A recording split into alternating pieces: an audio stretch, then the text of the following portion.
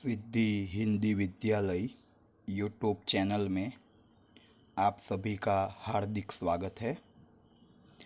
आज हम 10वीं कक्षा में विज्ञान और टेक्नोलॉजी विषय में चैप्टर 2 एसिड बेस और लवण के बारे में आगे अभ्यास करेंगे। हमें एक पात्र लेना है, उसमें हमें अलग अलग विलयन भरने हैं। जैसे कि पहले विलयन में मैं भरता हूँ HCl हाइड्रोक्लोरिक एसिड, तत्पश्चात मैं H2SO4 सल्फ्यूरिक एसिड, फिर अल्कोहल का विलयन भरता हूँ C2H5OH इथेनॉल का विलयन है। उसके बाद सोडियम हाइड्रोक्साइड और उसके पश्चात मैं भरता हूँ कैल्शियम हाइड्रोक्साइड।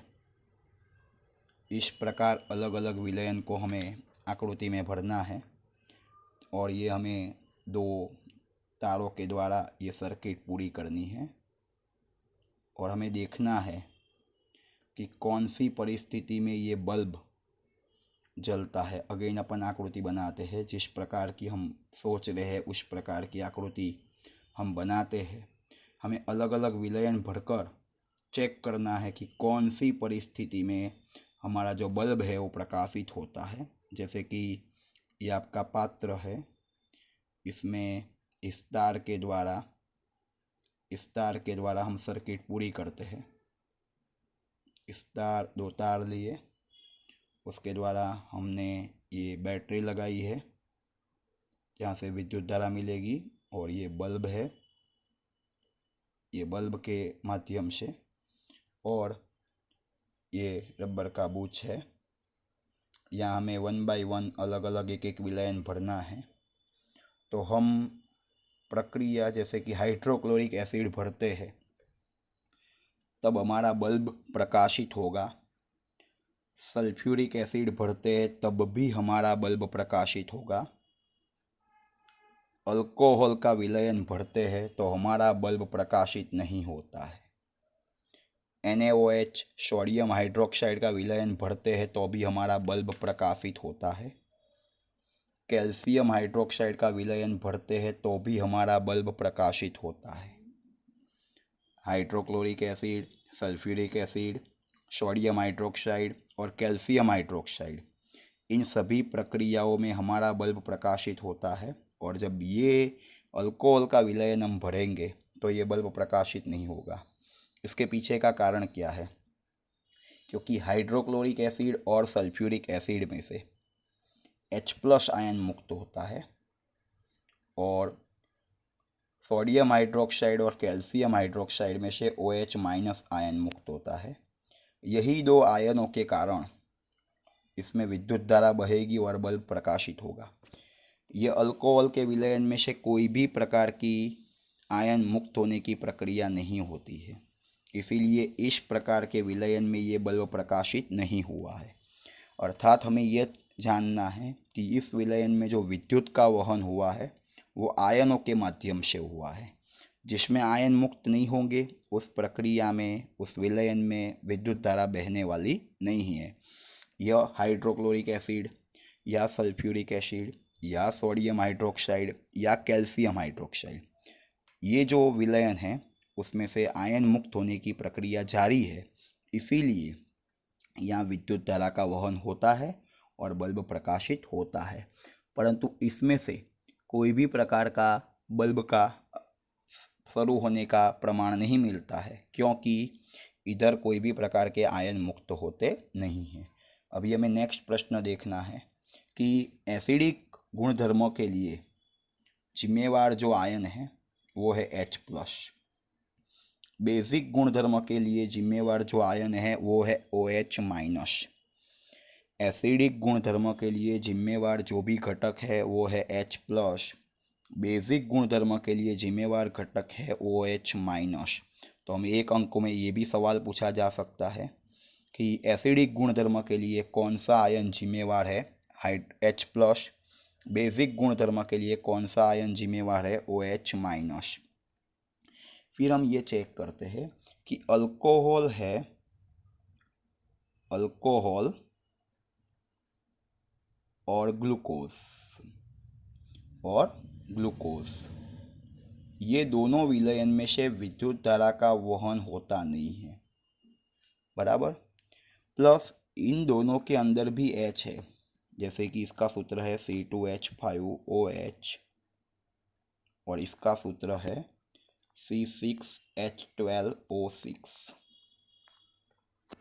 ये दो अल्कोहल का सूत्र और ग्लूकोज का सूत्र, इन दोनों के अंदर आप देख सकते हो H प्रेजेंट है, H उपस्थित है, इसमें भी H उपस्थित है, इसमें भी H उपस्थित है, फिर भी इसमें से विद्युत धारा का वहन होता नहीं है और ये दोनों एसिड की तरह व्यवहार नहीं करते, यह दोनों एसिड की तरह व्यवहार नहीं करते।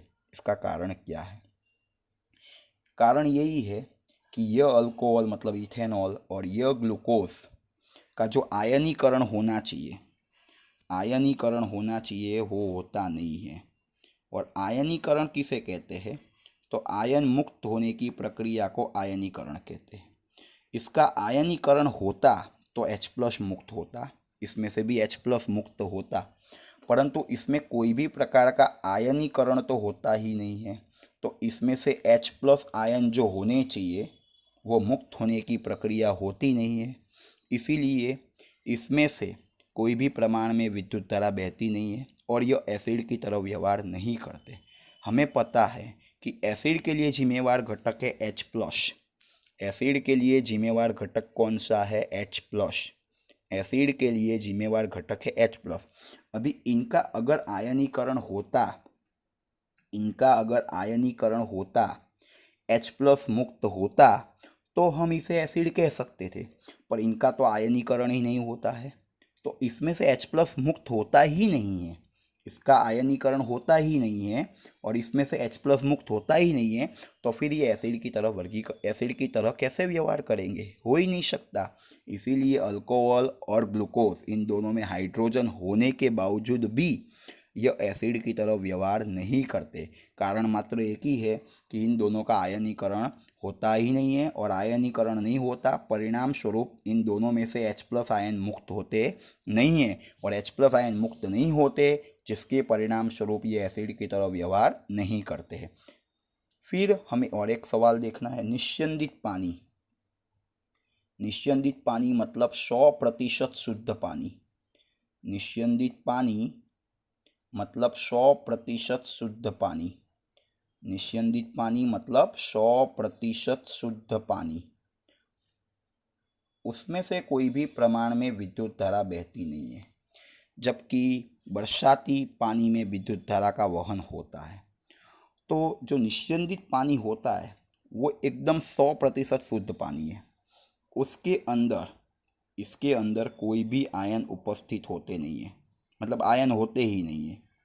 इसके अंदर निस्यंदित पानी में कोई भी प्रकार के आयन होते नहीं है, जबकि बरसात का पानी जो है, ये बरसाती पानी जो है उसके अंदर, ये बरसाती पानी में उसके अंदर एसिड जैसी अशुद्धियाँ होती है, उसके अंदर एसिड जैसी अशुद्धियाँ अवेलेबल है, जिसके कारण यह अशुद्धियाँ पानी में जब विलय होती है तो उसमें से आयन मुक्त होते हैं। यह अशुद्धियाँ जब पानी में विलय होती है तो उसमें से आयन मुक्त होने की प्रक्रिया होती है। इस निस्यंदित पानी में कोई भी आयन होता ही नहीं है, तो इसमें से कोई भी आयन मुक्त होने वाले नहीं है, तो इसमें से विद्युत धारा का वहन होने वाला नहीं है। इस निस्यंदित पानी में आयन होते ही नहीं है, तो उसमें से कोई भी प्रकार के आयन मुक्त होने वाले नहीं है, जिसके कारण ये निस्यंदित पानी में से विद्युत धारा का वहन होता नहीं है। जबकि बरसात का पानी हम देखते हैं तो उसमें एसिड और जैसी अशुद्धियाँ होती है, यह जैसे ही पानी में विलय होगी उसमें से आयन मुक्त होंगे, जिसके कारण उसमें से विद्युत का वहन होने वाला है। और हमने आगे भी पढ़ा कि विद्युत का वहन होने के लिए आयन जिम्मेवार है, विद्युत का वहन होने के लिए आयन जिम्मेवार है। उसके बाद हम देखते हैं कि एसिड और बेस को हम पानी में डालते हैं तो क्या होगा। देखो HCl होगा, बराबर, या H2SO4 होगा। जब तक हम इसे पानी में नहीं डालेंगे, मतलब इसको पानी में विलय नहीं करेंगे, इसमें पानी नहीं डालेंगे, तब तक वो H+ मुक्त करने वाला नहीं है। और H+ मुक्त नहीं करेगा तब तक वो एसिड की तरह व्यवहार नहीं करेगा, एसिड की तरह व्यवहार नहीं करेगा। हाइड्रोक्लोरिक एसिड या सल्फ्यूरिक एसिड या कोई भी एसिड, जब तक हम उसे पानी में नहीं डालते तब तक ये एसिड हो या बेस हो, वो H+ आयन मुक्त नहीं करेगा। और H+ आयन मुक्त नहीं करेगा तो वो एसिड की तरह व्यवहार नहीं करेगा, क्योंकि एसिड की तरह व्यवहार करने के लिए हमें कौन से प्रकार के आयन की ज़रूरत है? H+। दूसरी बात कि हाइड्रोजन आयन जो भी होते हैं उसे हम H+ अथवा तो H3O+ के माध्यम से दर्शाते हैं। हाइड्रोजन आयन जो भी होंगे उसे हम H+ अथवा तो H3O+ के माध्यम से दर्शाते हैं।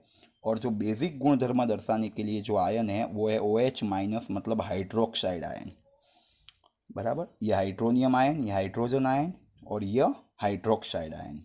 हाइड्रोजन आयन, हाइड्रोनियम आयन और हाइड्रोक्साइड आयन, यह एसिड के लिए जिम्मेवार है और ये बेस के लिए जिम्मेवार है। जो अल्कली बेस है, अभी अल्कली धातु किसे कहते हैं, अल्कली धातु कहते किसे, पहले वो भी हमें समझना है। जो आवर्त सारणी में प्रथम वर्ग में जो भी धातु है, Li है, K है, Na है, ये सब अल्कली धातु है।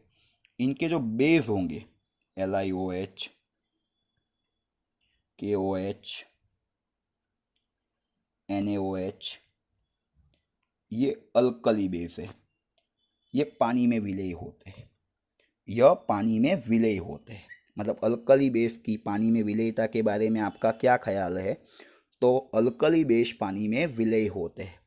अल्कली बेस की पानी में विलयता के बारे में आपका क्या ख्याल है? तो अल्कली बेस पानी में विलय होते हैं।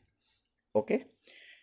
तत्पश्चात जब हमें एसिड या बेस, एसिड या बेस, एसिड और बेस को जब हम पानी में विलय करते हैं, एसिड और बेस, एसिड और बेस को जब हम पानी में विलय करते हैं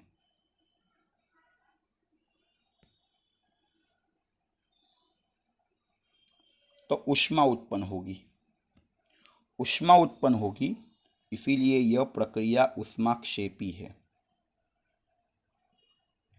तो ऊष्मा उत्पन्न होगी, इसीलिए यह प्रक्रिया कौन से प्रकार की प्रक्रिया है? ऊष्माक्षेपी। ऊष्माक्षेपी, एसिड और बेस को जब हम पानी में विलय करते हैं तो ऊष्मा उत्पन्न होती है और इस प्रक्रिया को हम ऊष्माक्षेपी प्रक्रिया कहते हैं। उसके पश्चात जब हम एसिड को पानी में डालते हैं या पानी में एसिड डालते हैं, एसिड प्लस पानी या बेस प्लस पानी करते हैं, तो एसिड या बेस की सांद्रता में घटोत्तरी होती है। एसिड में पानी डाले या बेस में पानी डाले तो एसिड या बेस की सांद्रता में घटोत्तरी होती है। जैसे कि उदाहरण बता दूं, नींबू में हम पानी डालते हैं, नींबू एक नींबू लेकर गिलास में निचोड़ दो, उसका टेस्ट चेक करिए, खट्टा रहेगा। उसमें पानी डालते हैं, फिर उस पानी को पीजिए तो देखिएगा हमारा जो पहले का खट्टा स्वाद है उससे खट्टा स्वाद कम आने लगेगा, अर्थात सांद्रता में क्या हुआ? घटोत्तरी हुई। तो इसे हम कहते हैं मंदन प्रक्रिया, कि एसिड या बेस को जब हम पानी में मिश्र करते हैं तो एकम आयतन दीठ आयनों की सांद्रता में घटोत्तरी होती है।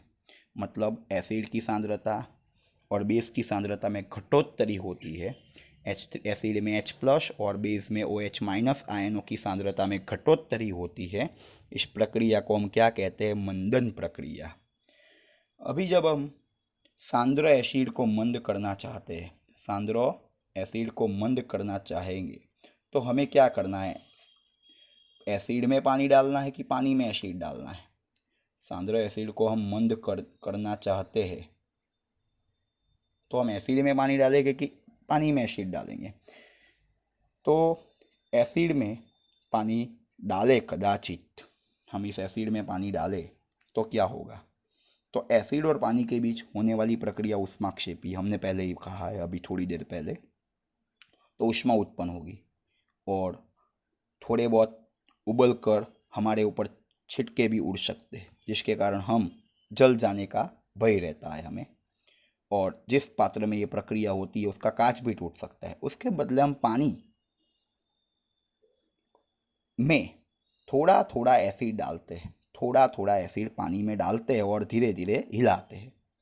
तो वो जो गर्मी होगी, एसिड की उत्पन्न होने वाली जो गर्मी होगी, वो समग्र पानी में मिश्र हो जाएगी और जो भी जलने का जो प्रभाव होगा वो नहीं होगा। एसिड में पानी डालते हैं तो ऊष्मा उत्पन्न होगी और ऊष्मा उत्पन्न होने के कारण वो कांच टूट सकता है, जल जाने का हमें चांसेस रहता है। परंतु जब हम पानी में धीरे धीरे एसिड डालते हैं और हिलाते रहते हैं तो जो भी पानी और एसिड के बीच में प्रक्रिया होकर गर्मी उत्पन्न हुई है, वो गर्मी पूरे पानी में मिश्र हो जाती है और जो भी हमें भय रहता है वो भय रहता नहीं है। धन्यवाद इस वीडियो को देखने के लिए। यदि यह वीडियो आपको पसंद आया हो तो इसे लाइक कीजिएगा, अपने मित्रों को शेयर कीजिएगा और इस YouTube चैनल को सब्सक्राइब ज़रूर कीजिएगा ताकि आने वाले वीडियो आप तक पहुंच पाए। अगेन वीडियो देखने के लिए धन्यवाद।